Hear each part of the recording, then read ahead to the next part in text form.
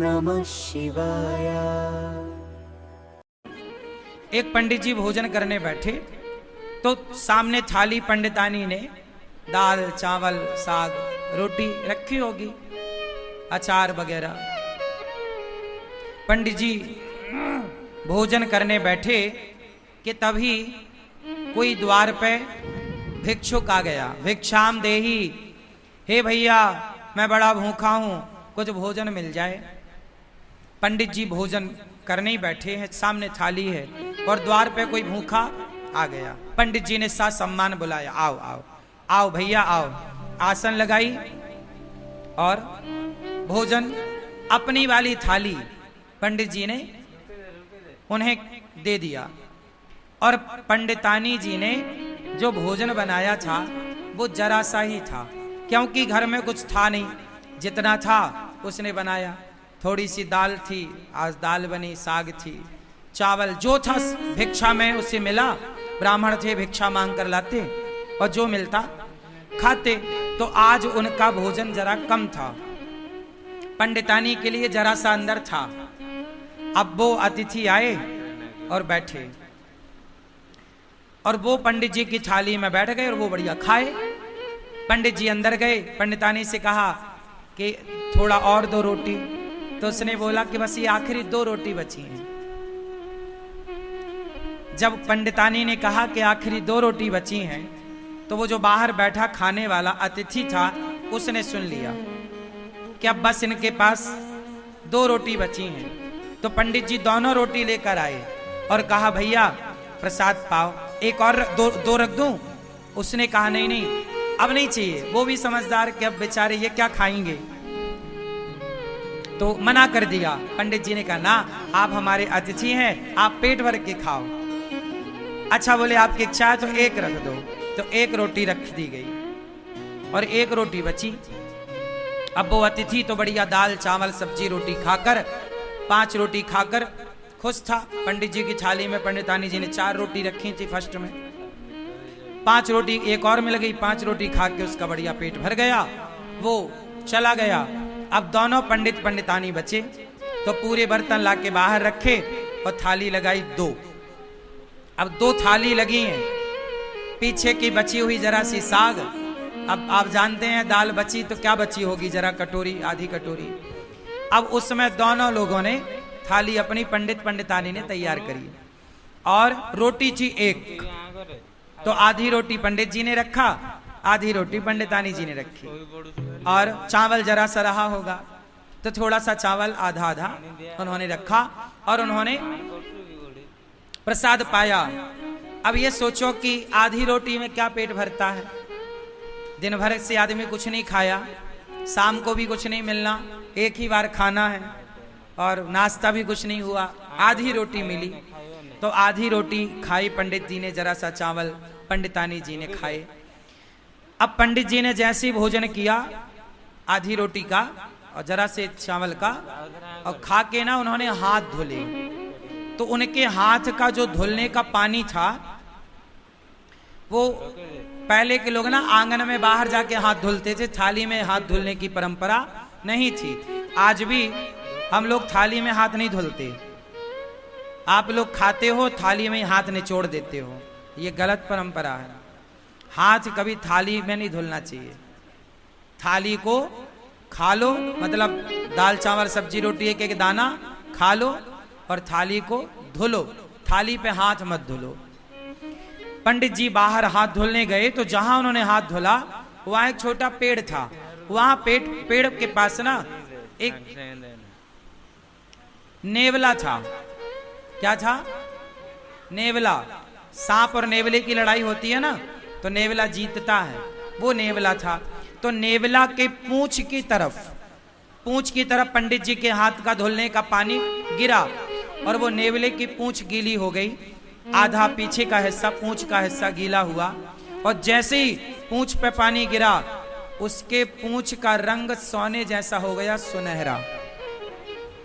नेवले ने पूंछ देखी, पंडित जी से बात करी, पंडित जी आपने पानी डाला तो मेरा देखो ये रंग सुनहरा हो गया, सोने जैसा, मेरी पूंछ सोने जैसी हो गई। आप एक काम करो, मेरे पूरे शरीर में पानी डाल दो, मैं सुंदर हो जाऊंगा। पंडित जी बोले, मैंने तो अपना हाथ धुल लिया।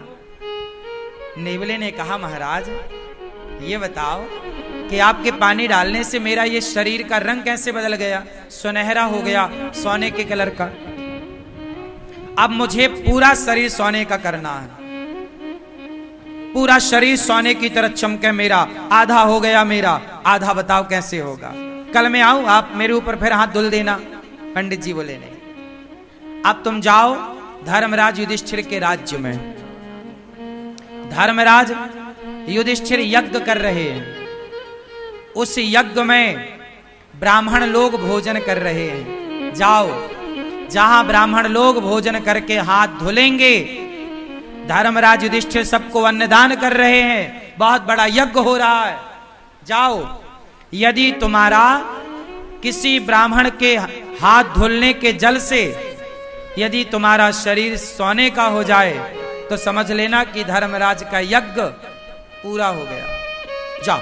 अब वो नेवला बड़ा खुश धर्मराज युधिष्ठिर के राज्य में पहुंचा, और जहां सारे ब्राह्मण भोजन करते और पानी से हाथ धुलते, एक अलग जगह पर नेवला जाके वहीं बैठ गया। हजारों नहीं लाखों ब्राह्मणों ने हाथ धुले, हजारों नहीं लाखों लोगों ने प्रसाद पाया, लेकिन नेवले का रंग सुनहरा नहीं हुआ। अब जब सारे ब्राह्मण खाए, दक्षिणा ले लेके चले गए, तो धर्मराज युधिष्ठिर बोले, देखो, अर्जुन बोले कि देखो, अब राजाओं की एक सभा लगी।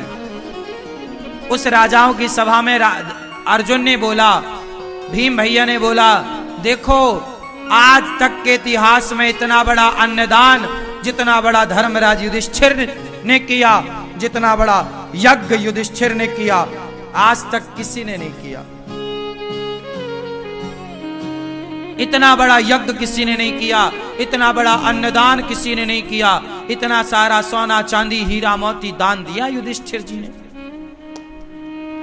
तब नेवला बोल पड़ा, नेवला, ए भीम चुप रह।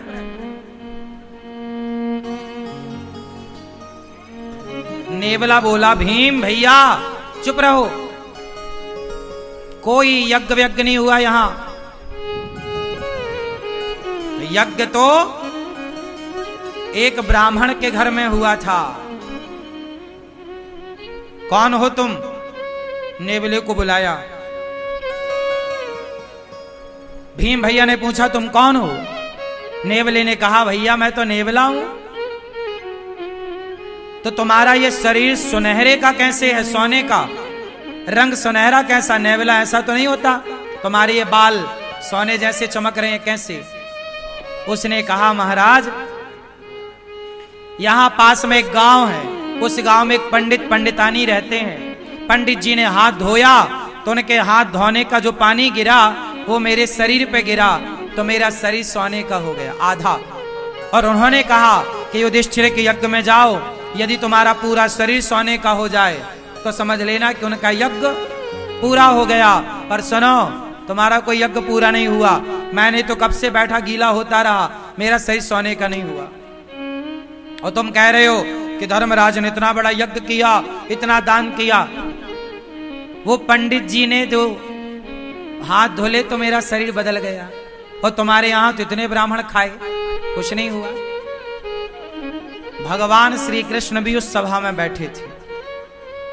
भगवान कृष्ण मुस्कुरा रहे हैं मंद मंद। अर्जुन गए, हे श्याम सुंदर, ये आप ही जानो ये नेवला कौन, ये क्या कह रहा है, आप बताओ कि यज्ञ पूरा हुआ कि नहीं। अब सब में ये कौतूहल हो गया ना कि भाई धर्मराज ने इतना पैसा खर्च किया पर इनका तो यज्ञ पूरा हुआ ही नहीं। नेवला कह रहा है कि जब तक पूरा शरीर सोने का नहीं होगा यज्ञ पूरा नहीं माना जाएगा। अब श्री कृष्ण से जब कहा गया तब भगवान श्री कृष्ण ने कहा कि सुनो, अभी आपका यज्ञ पूरा नहीं हुआ, इसलिए इसका शरीर सोने का नहीं हुआ। हो जाएगा पूरा तो इसका शरीर निश्चित सोने का होगा। अर्जुन ने कहा, अर्जुन ने कहा कि हे प्रभु, मेरे भाई ने, युधिष्ठिर जी ने जितना बड़ा यज्ञ किया, आज तक इतना बड़ा यज्ञ किसी ने नहीं किया।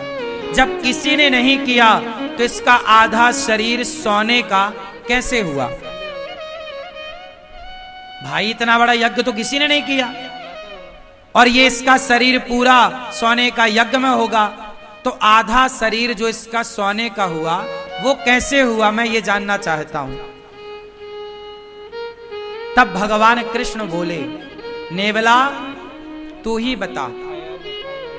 तब नेवले ने बताया कि महाराज, मैं वहां गया, पंडित जी भोजन करने बैठे थे, कोई अतिथि आया तो अपनी थाली खिसकाई और आधी रोटी खाई, और संतोषजनक भाव से उन्होंने अतिथि को भोजन कराया, और जितना मिला ईश्वर का धन्यवाद देकर बिना शिकायत के और प्रसन्न चित्त से दोनों पति पत्नी आनंद से थे। उन ब्राह्मण का, संतोषी ब्राह्मण, भक्त ब्राह्मण, वो भक्त था, संतोषी था, उस संतोषी और उस भक्त का हाथ का जब धौमन मेरे शरीर पर पड़ा तो मेरा शरीर आधा सोने का हो गया। अर्जुन बोले, प्रभु ये क्या है? भगवान बोले, अर्जुन, तुम्हारे भाई ने करोड़ों रुपए खर्च करके जो यज्ञ किया, करोड़ों रुपए खर्च करके उस यज्ञ से तुम्हारे भाई को जितना पुण्य नहीं मिला, उससे ज्यादा पुण्य उस ब्राह्मण को एक भूखे को भोजन कराने से मिल गया।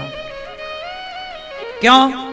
क्योंकि तुम्हारे पास तो करोड़ों हैं, तो तुम करोड़ों खर्च कर रहे हो, पर ब्राह्मण के पास तो एक थाली भोजन ही था,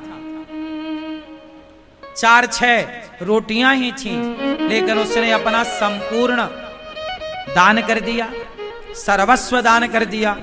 उसकी तो सर्वस्व के नाम पर इतनी ही संपत्ति थी ना, थाली में भोजन। अर्जुन बोले, अब ये बताओ इसका शरीर कैसे सोने का होगा?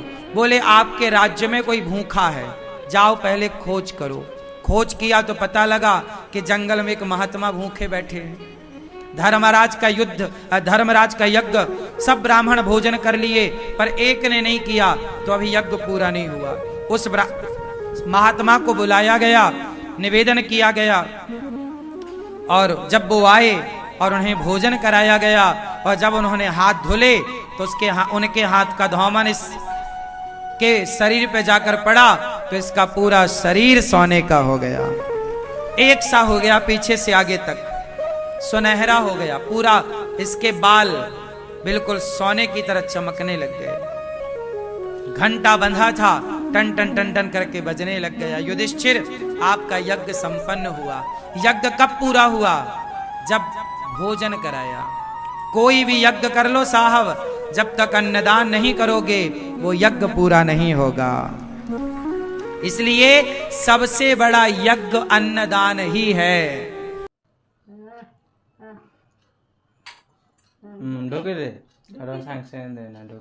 ढोके दे, ढोके दे, दिया हला ढोके दे,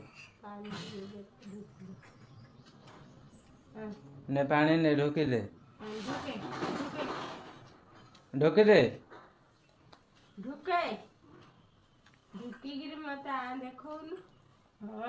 राव टिके बहुत दूर साइंस दे तंटी कष्ट बेसी जल्दी ढोकुनी এইটা বেশি কষ্ট হতো গান্ডি ঘাড়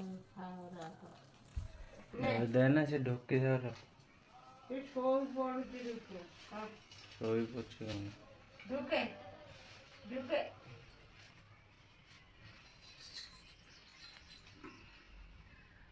ঢুকি দে